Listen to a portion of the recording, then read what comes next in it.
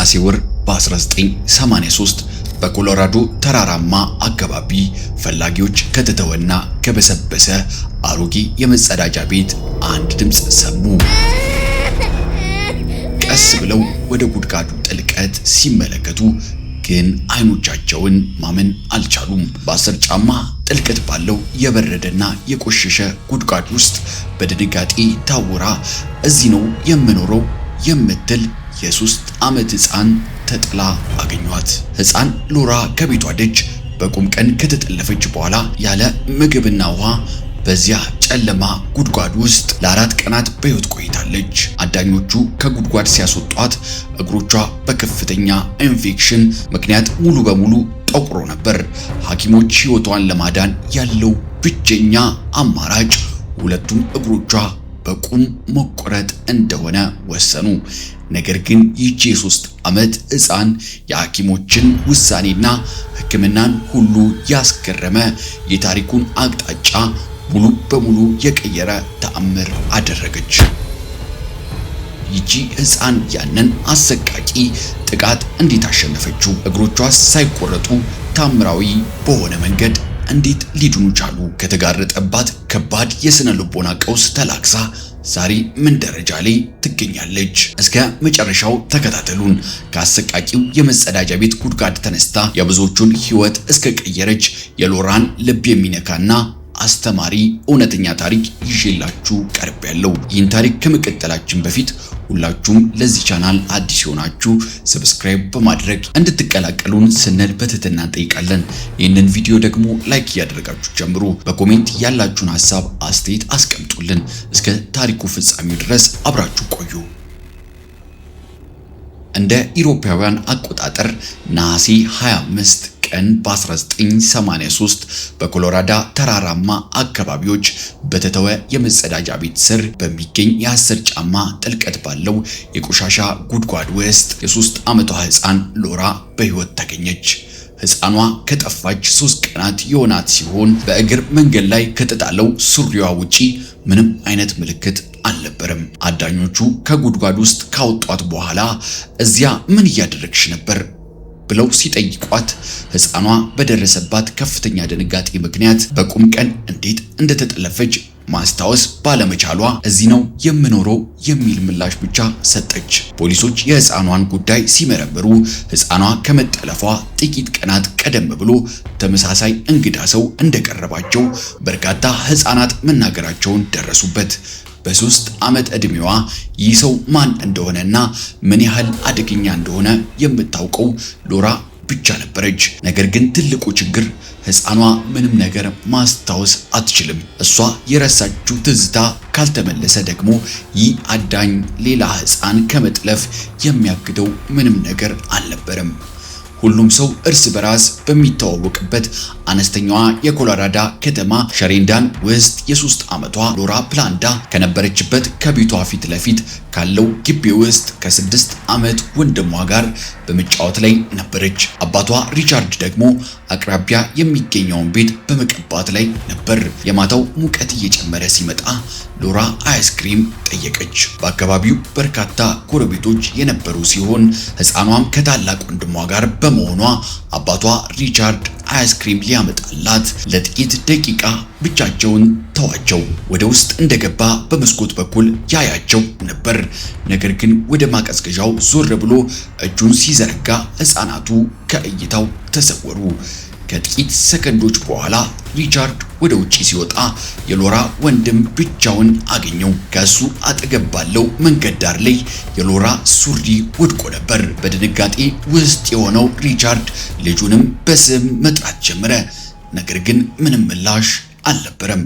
በመጨረሻም አንድ ጎረቤት አንድ መኪና ከቤቱ ፊት ለፊት ለጥቂት ሰከንዶች ቆሞ በፍጥነት እንደሄደ ነገረው። ሪቻርድ አንድም ሰከንድ ሳያባክን ለፖሊስ ደወለ።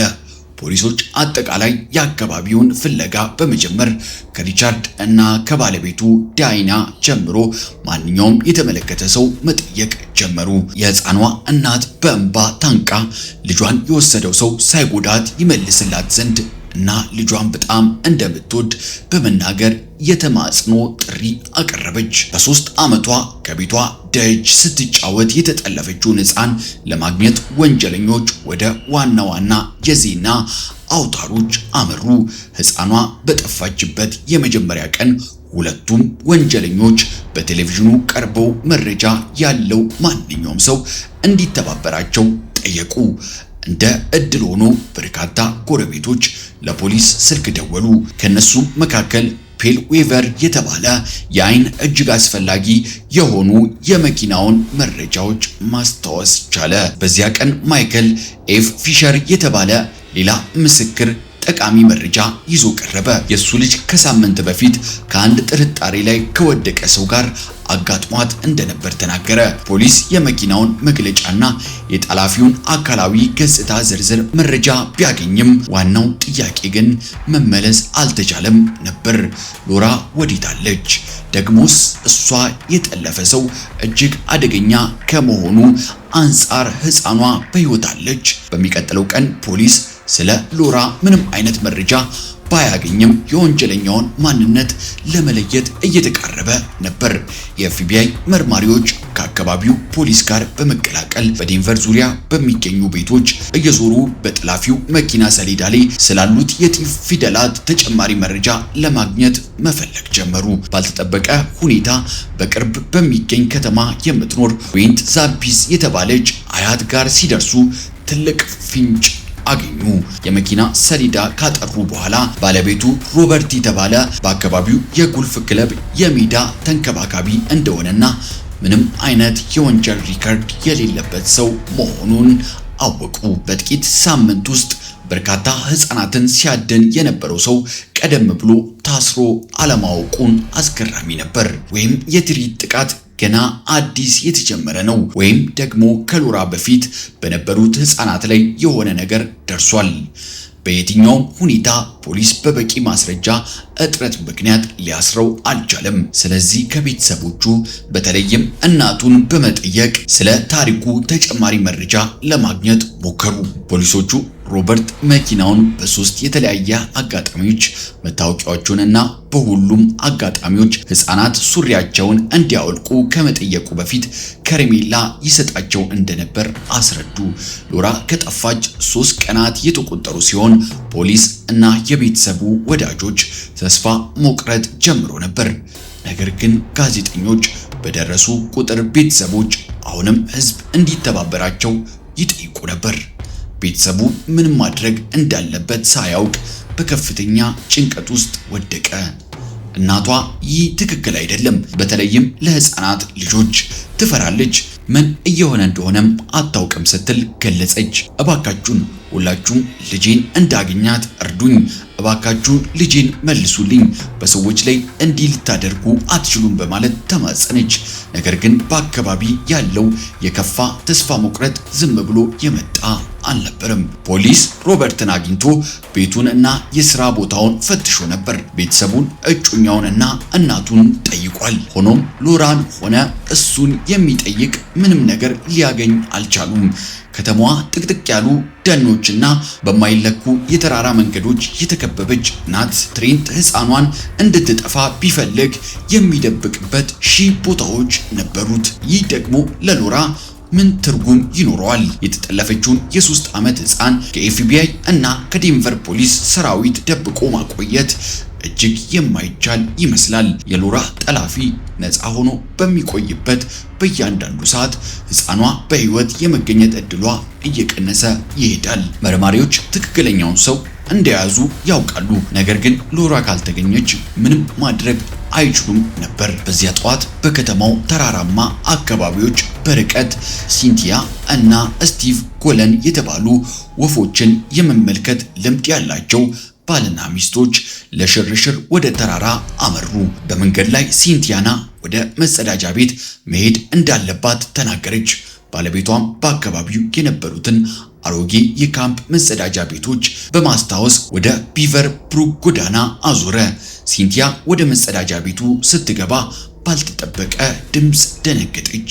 ከተተወ የመጸዳጃ ቤት ጉድጓድ ውስጥ የሚወጣውን የትንሽ ልጅ ድምፅ ለቅሶ ስትሰማ የተሰማትን ድንጋጤ መገመት ይከብዳል።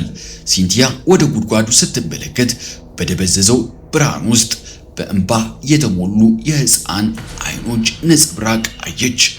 በአካባቢው ያሉ ጎረቤቶች ሁኔታውን ለመመልከትና ጥያቄዎችን ለመጠየቅ ቆሙ። ይቺ ልጅ ሎራ ትሁን? ወፎችን ለመመልከት የመጡት እነዚህ ባልና ሚስቶች ሕፃኗን ባልተጠበቀ አጋጣሚ አገኟት። ለቅሶ ሰማው። ለቅሶ ቀጠለ። ባለቤቷም ከመጸዳጃው ቤቱ ውጭ ሆኖ ሰማው። ለቅሶ አልቆመም ነበር። አካባቢውን ፈለግን። ከዚያም ሕፃኗ እማዬ ጭማቂ እፈልጋለሁ እያለች መጣራት ጀመረች። ባለቤቴ አያትና እዚያ ታች ምን እየሰራሽ ነው? መውጣት ትፈልጊያለሽ ብሎ ጠይቃት።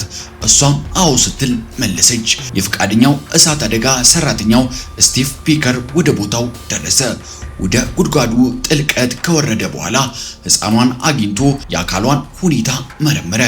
ለቀናት ያህል ያለ ምግብና ውሃ በቆሻሻ ጉድጓድ ውስጥ ተጥላ የቆየች ቢሆንም ሎራ አሁንም ራሷን አልጣለችም ነበር። ነገር ግን እግሮቿ እጅግ በተጎዳ ሁኔታ ውስጥ ነበሩ። ስቲፈን ሕፃኗን በጥንቃቄ ካቀፋት በኋላ ከመያዣው ገመድ ጋር አያያዛት። ወደ ላይ እንደወጡም ሎራን ወዲያውኑ ወደ ሆስፒታል ተወሰደች። በደስታ እየተወጠች እናቷ ዳይም ከኋላ ተከተለች። ሆስፒታል እንደደረሱ ግን ሁኔታው እጅግ አሳሳቢ ሆነ። የሕፃኗ አእምሯዊ ሁኔታ ከቀን ወደ ቀን እየተባባሰ በመሄዱ ከባህራዊ ውጪ በሆነ የስነ ልቦና ቀውስ ውስጥ ወደቀች። በህልምና በእውን የሚቀላቀሉ አሰቃቂ ትዕይንቶች ይታዩት ጀመር። እንዲሁም ሁሉንም ሰው አባቷና እናቷ እንኳን ሳይቀር እጅግ በፍርሃት ታይ ነበር። ወላጆቿ በቃላት የማይገለጽ ፍርሃትና እፎይታ ተሰምቷቸው ነበር። እናቷም በእንባ ታንቃ ልጇን እያቀፈች ካሁን በኋላ ደህና መሆንንና እንዲህ አይነቱ ነገር ዳግመኛ በእሷ ላይ እንደማይደርስ ስትል ማለችላት። ነገር ግን አሳዛኙ ገጠመኛቸው ገና አላበቃም ነበር። ሐኪሞች ከባድ ውሳኔ ከፊታቸው ተደቀነ። የሎራ እግሮች በከርሰ ምድር ውስጥ በቆየችበት ጊዜ በከፍተኛ ሁኔታ በኢንፌክሽን ተጠቅተው ነበር። ኢንፌክሽኑ በፍጥነት እየተስፋፋ ስለነበር የሕፃኗ ሕይወት ለማዳን እግሮቿን መቁረጥ ብቸኛው አማራጭ ይመስል ነበር። በተጨማሪም ምርመራዎች ከጊዜም ጋር ውድድር ውስጥ ገብቶ ነበር። ሮበርት ቤል ሌላ ወንጀል ከመፈጸሙ በፊት ማስቆም ነበረባቸው። ብቸኛው መንገድ ደግሞ በከፍተኛ ድንጋጤ ውስጥ ያለችው ሎራ በትሬንት ላይ ምስክርነቷን መስጠት ነበረባት። ነገር ግን ሕፃኗ የተከሰተውን አሰቃቂ ነገር መርሳትና ከአእምሯ ማራቅ በመጀመሯ ይህንን ማድረግ ከታሰበው በላይ ከባድ ነበር። ሆኖም ግን ባልተጠበቀ ሁኔታ ሎራ ከ2 ሳምንታት ባነሰ ጊዜ ውስጥ ያሰቃቂውን አጋጣሚ ፍንጮች በአእምሮዋ ሰብስባ ማስታወስ ቻለች። በወቅቱ በኬምፕ ማዕከል የሎራ ሕፃናት ሐኪም የነበሩት ዶክተር ሪቻርድ የዚህን ቃለ መጠይቅ ቪዲዮ ቀርጸውት ነበር። ሁኔታው በሎራ እይታ እንዲህ ነበር የተጻፈው። ከቤታቸው ፊት ለፊት በችኮላ መኪናውን አቆመ። የፊት በር ከፍቶ ከረሜላ አሳያት። የ3 ዓመት ሕፃን በመሆኗም በቀላሉ በከረሜላው ተታለለች። ከዚያም ሱሪዋን አውልቃ በፍጥነት ከአካባቢው ተሰወረ። ትሬንት ብዙ ሰው በሚንቀሳቀስበት አካባቢ እንዲህ አይነት ድፍረት የተሞላበት ወንጀል በመፈጸሙ ራሱን ለምን ያህል አደጋ እንዳጋለጠ ያውቅ ነበር። ከፖሊስ ለማምለጥ ሲል ከከተማው በቻለው መጠን መራቅ እንዳለበት ተረድቷል። በመጨረሻም ጥቅጥቅ ባለው ጫካ ውስጥ ወደሚገኘው አሮጌ የተተወ የመጸዳጃ ቤት ደረሰ። በዚያ መጸዳጃ ቤት ውስጥ ያቺ የ3 ዓመት ሕፃን ማንኛውም ሕፃን ሊደርስበት የማይገባው አሰቃቂ መከራ አስተናገደች። ድርጊቱን ፈጽሞ ሲጨርስም ትሬንት ሕፃኗን አንስቶ 10 ጫማ ጥልቀት ባለው የመጸዳጃ ቤቱ ጉድጓድ ውስጥ ወረወራት። እዚያ ታች ምንም የሚታይ ነገር አልነበረም። ነገር ግን ወደ ታች ስትወድቅ በእግሯ ላይ የሆነ ችግር እንደደረሰ ተሰማት። በጨለማ ውስጥ በቆሻሻና በበረዶ በሚቀዘቅዝ ውሃ ተከባ ተጣለች። የመጸዳጃ ቤቱ በር በኃይል ሲዘጋ የሰማችው ድምፅ በአእምሯ ውስጥ እያስተጋባ በፍርሃትና በህመም ማልቀስ ጀመረች። በከርስ ምድር ውስጥ እንድትሞት ብቻዋን ተተወች። ከጉድጓድ ታች ሆና ሎራ ከውሃው ጋር የተያያዘ አንድ ችግር እንዳለ ተረዳች። በዚያ ፈጽሞ ጨለማ ውስጥ አካባቢውን ለመለየት በመዳሰስና በማሽተት የስሜት ሕዋሳቷ ላይ ብቻ ለመደገፍ ተገደደች። ነገር ግን እነዚህ ሁለቱ ስሜቶች ብቻ ከቆሻሻ ውሃ መራቅ እንዳለባት ለማወቅ በቂዎች ነበሩ። ከቆሻሻው ውሃ በላይ የእንጨትና የፍርስራሽ ክምር ነበር። ስለዚህ እጆቿን ተጠቅማ ቦታውን በማስተካከል እንደ መቀመጫ በማዘጋጀት እዚያ ላይ ተቀመጠች። ለአንድ አፍታም ሎራ ስለ እናቷ ትዝ አላላትም። በወቅቱ የ3 ዓመት ልጅ እንደነበረችና ገና ወደ መጸዳጃ ቤት የመሄድ ልምድ በመጀመሯ እናቷን እንዳታሳዝናት እና ልብሷ ላይ እንዳትሸና እጅግ ትጨነቅ ነበር። የሎራ ጭንቀት አሁን ላይ ቀላል ይመስል ይሆናል። ነገር ግን እሷ ያላወቀችው ነገር ቢኖር ከራሷ በላይ ባለው የጉድጓዷ የላይኛው ክፍል ላይ ለዓመታት የተከማቸ የሜንተን እና የሃይድሮጅን ሰልፋይድ ጋዝ ነበር። ሕፃኗ ለአንድ ደቂቃ እንኳን ብትቆም ራሷን ሳታውቅ ጥላ በጉድጓዱ ውሃ ውስጥ ልትሰምጥ ትችል ነበር። በእግሮቿ ላይ ያለው ቁስል ከቆሻሻው ጋር ከተነካካ ደግሞ ለከፋ ኢንፌክሽን ትጋለጣለች። ነገር ግን ሕፃኗ ጥንቃቄ ለማድረግ ብትሞክርም የተቀመጠችበት ፍርስራሽ በጣም ትንሽ በመሆኑ ሙሉ አካሏ እዚያ ላይ ማረፍ አልቻለም ነበር። በመሆኑም እግሮቿ ወደ ታች ተንጠልጥለው የተጎዱት ጣቶቿ አልፎ አልፎ ከውሃው ጋር ይነካኩ ነበር። እዚያው እንደ ጣላትና ለሞት እንደተዋት ሕፃኗ ተሰማት። ከጥቂት ጊዜ በኋላ የሕፃኗ አእምሮ ከቁጥጥር ውጪ መሆን ጀመረ። ከቀኑ ከሌሊቱ መለየት አቃታት። ደቂቃዎች እንደ ሰዓታት ረዘሙባት። በእግሮቿ ላይ ያለው የከፋ ኢንፌክሽን ህመም እንቅልፍ ከለከላት። በመጸዳጃ ቤት ውስጥ የነበሩት ኬሚካሎች ወደ ዳሌዋ አካባቢ ድረስ ዘልቀው ገብቶ ነበር፣ እግሮቿ እስከ ላይኛው ጭኗ ድረስ። ነገር ግን ያ የከርሰ ምድር ጉድጓድ አስጨናቂ ቢሆንም ለሷ ህይወት መትረፍ ምክንያት ሆነ። የመጸዳጃ ቤቱ ቅዝቃዜ በከተማው ተራራዎች ላይ ካለው የሌሊት ብርድ ጋር ሲነጻጸር የሚሻል ነበር። በጫካው ውስጥ ተጥላ ቢሆን ኖሮ ከአንድ ሌሊት በላይ መቆየት አትችልም ነበር። በጉድጓድ ውስጥ ግን ያለ ምግብና ውሃ ለ4 ተከታታይ ቀናት በህይወት መቆየት ቻለች። እግሮቿ በኢንፌክሽን ምክንያት ጥቁር ቀለም ይዘው ነበር። ህይወቷን ለማዳን የቀሯት ጥቂት ሰዓታት ብቻ ነበሩ። የሎራ አእምሮ እናቷን ለማስታወስ ቢሞክሩም ትዝታዋ እጅግ የደበዘዘ ነበር። እዚያ ታች ምን ያህል ጊዜ ቆየች? ቀናት፣ ሳምንታት፣ ወራት። በድንገት ግን አንድ ግልጽ ትዝታ መጣላት። እናቷ ከጥቂት ቀናት በፊት ላደረገችው ነገር ስታመሰግናት ፊቷ ይታያት ነበር። ነገር ግን ያ ትዝታ በመጣበት ፍጥነት ወዲያውኑ ጠፋ። አሁን የምትሰማው የራሷን የለቅሶ ድምፅና የትኩሳት ግለት ብቻ ነበር። የመጸዳጃ ቤቱ በር ሲዘጋ የነበረው ድምፅም ሆነ በጉድጓድ ውስጥ ያገኟት ባልና ሚስቶች የድንጋጤ ጩኸት ለአእምሯ አይሰማትም ነበር። በኋላ ላይ እንደተናገረችው ለእናቷ እያለቀሰች በነበረችበት ወቅት ወፎችን የሚመለከቱት ባልና ሚስቶች መኪናቸውን እየነዱ በዚያ በኩል ያልፉ ነበር። ሚስቲቱ ወደ መጸዳጃ ቤት መሄድ ፈልጋ ነበር።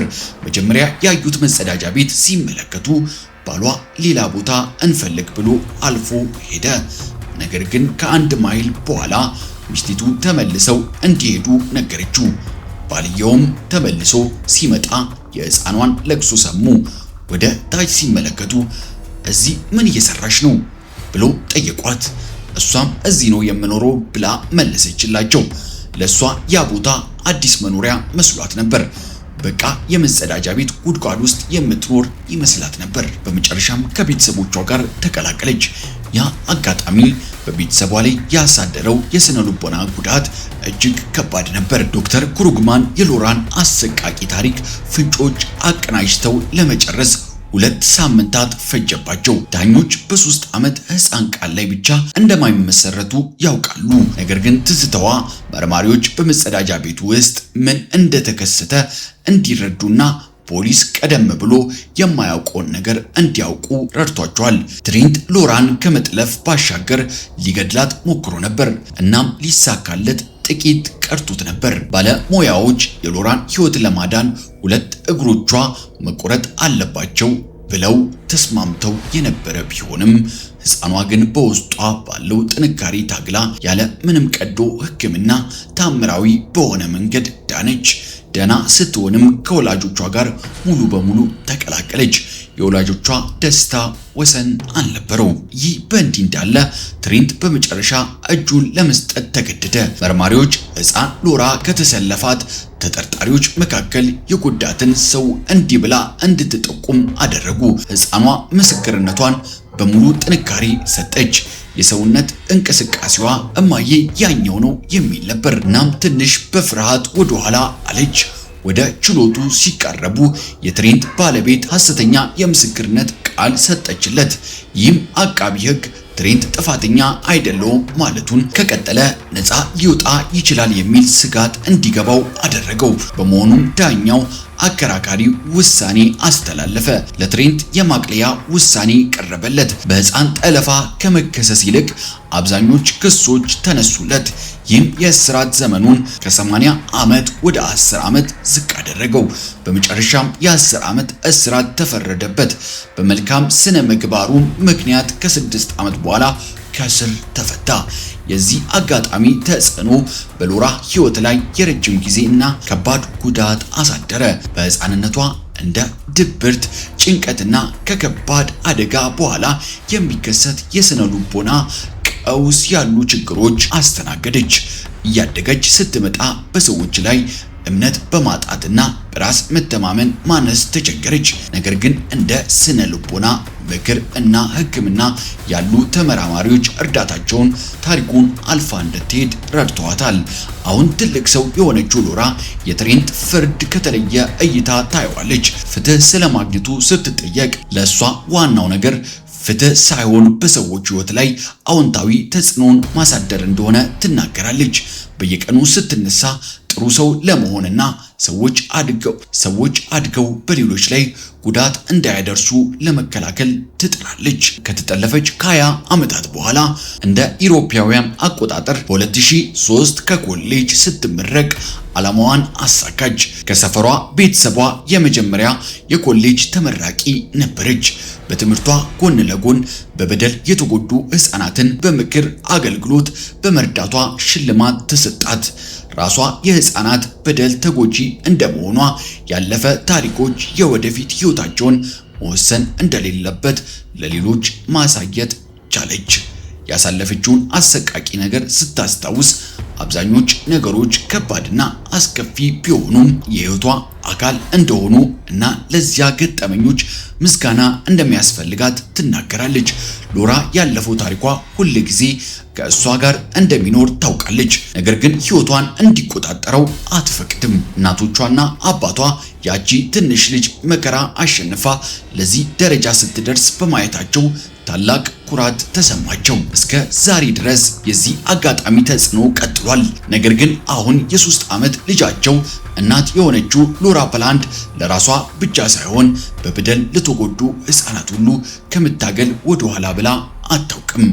ዛሬ ራሷን የቻለች የሕክምና አገልግሎት የምትሰጥ ሲሆን ከበርካታ 10 ዓመታት በፊት ከነበረው ቀውስ እንድትወጣ ከረዳት ዶክተር ሪቻርድ ጋር በመሆን ኤንድካን የተባለ የሕፃናት በደል መከላከያ ድርጅት በጋራ መስርታ ትሰራለች። በድርጅቱ ውስጥ የምታደርገው እንቅስቃሴ እንደ ወከላት የወንጀል ድርጊቶች አብዛኛውን ጊዜ የተደጋገመ የበደል አዙሪት ውጤት እንደሆኑ አሳይቷል። አብዛኞቹ ጾታዊ ወንጀለኞች በሕፃናቶች የበደል ስነ ልቦና የነበሩ ናቸው። የሮበርት ታሪክም ይህንኑ ያሳያል። እሷም በ3 ዓመቷ በደል ደርሶባት ነበር። ይህም ሎራን በጠለፈባት እድሜ ላይ ነበር። ሎራ ከ250 በላይ ጾታዊ ወንጀለኞች ጋር በአንድ ክፍል ውስጥ ተቀምጣ በሕፃንነታቸው የደረሰባቸውን በደልና ያ ነገር በውስጣቸው ጥልቀት ያለው ቁጣ ፈጥሮ ለወንጀል እንዴት እንዳበቃቸው ለመጀመሪያ ጊዜ ሲናገሩ አዳምጣለች። ይህ ድርጊቱን ለማጽደቅ ሳይሆን የችግሩን ምንጭ ለመረዳት የተደረገ ነበር። ሎራ ቅጣትንና በቀልን ከመፈለግ ይልቅ ፈውስንና መረዳዳትን ማጎልበት ትፈልጋለች። በበደል ውስጥ ያለ እያንዳንዱ ሰው ለመዳን እርዳታ እንደሚያስፈልገው ታምናለች። ታሪኩ በእውነት የተስፋ ጭላንጭል ነው። ሌሎች ህመማቸውን ወደ ጥንካሬ እንዲቀይሩና ገጠመኞቻቸውን ለዓለም አዎንታዊ ነገር ለማበረከት እንዲጠቀሙበት ያበረታታል። የተጎዱ ህፃናት በሙሉ ድምጻቸው ከዝምታ በላይ ሁል ጊዜ ጎልቶ እንዲሰሙ እንዲታወቁ ትፈልጋለች። ውድ ተመልካቾቻችን ለዛሬ የያዝነው ታሪካችን ይህንን ይመስል ነበር። ከዚህ ታሪክ እርሱ ምን ተረዱ? በኮሜንት መስጫው ላይ ሐሳቦትን ያስቀምጡልን። ይህን ታሪክ እስከ መጨረሻው ድረስ አይታችሁ ይህንን ቻናል ሰብስክራይብ ያላደረጋችሁ ሰብስክራይብ በማድረግ የደወል ምልክቷን ይጫኑ። እንዲሁም ቪዲዮውን ላይክ ያድርጉ። አብራችሁን ስለነበራችሁ ከልብ እናመሰግናለን። በቀጣይ በአዲስና እውነተኛ ታሪክ እስክንገናኝ ድረስ ቸር ቆዩልን።